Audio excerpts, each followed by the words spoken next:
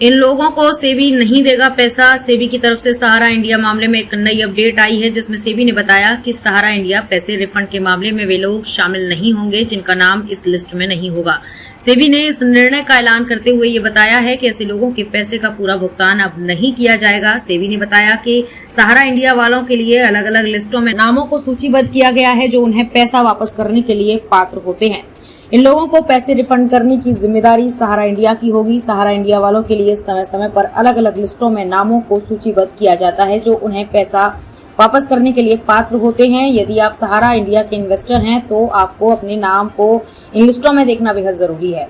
इन लोगों को पैसा नहीं देगा सेबी। सहारा इंडिया के मामले में मीडिया रिपोर्ट के अनुसार सहारा इंडिया में फंसे हुए लोगों को भुगतान 100% किया जाएगा, लेकिन इसके अलावा यदि आपका पैसा सहारा इंडिया के नाम पर अलग अलग कोऑपरेटिव सोसाइटी में लगा हुआ है तो आपके पैसे का भुगतान करने की जिम्मेवारी सीधे उन लोगों की होगी जिन्होंने आपके पैसे को संगठन या कोऑपरेटिव में लगाया है।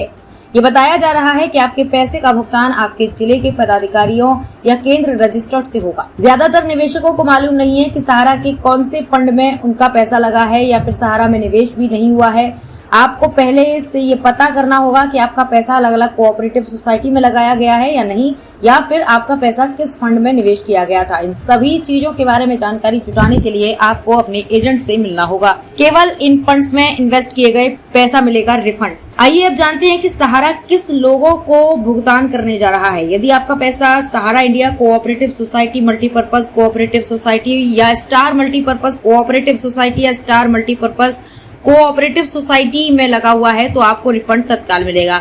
अगर आपका पैसा किसी अन्य फंड में है तो आपको थोड़ा समय इंतजार करना होगा। आपको अपने कागजात पर देखना चाहिए कि आपका पैसा सहारा की कौन सी सोसाइटी और फंड में इन्वेस्ट है। 3 सहारा कोऑपरेटिव सोसाइटियों के अलावा अगर आपका पैसा किसी अन्य फंड में इन्वेस्ट है तो उसके लिए आपको थोड़ा इंतजार करना पड़ सकता है। वर्तमान में आपके पैसे का कोई भुगतान नहीं हुआ है। दूसरी ओर सहारा इंडिया ने अभी तक किसी को भुगतान नहीं किया है। इस संदर्भ में केंद्र और राज्य सरकार के लिए उनके लोगों के पैसे को सहारा से रिफंड करवाने की जल्दी होनी चाहिए। सहारा की सुप्रीम कोर्ट की तरफ से ये एक बड़ी खबर निकल कर आ रही है, जहां पर निवेशकों के लिए महत्वपूर्ण खबर है और ये खबर बहुत ही महत्वपूर्ण है। आपको बता दें कि सुप्रीम कोर्ट ने ये स्पष्ट कर दिया है कि 5,000 करोड़ रुपए सेबी के अकाउंट से निकलेगा और सहारा निवेशकों का पैसा मिलेगा।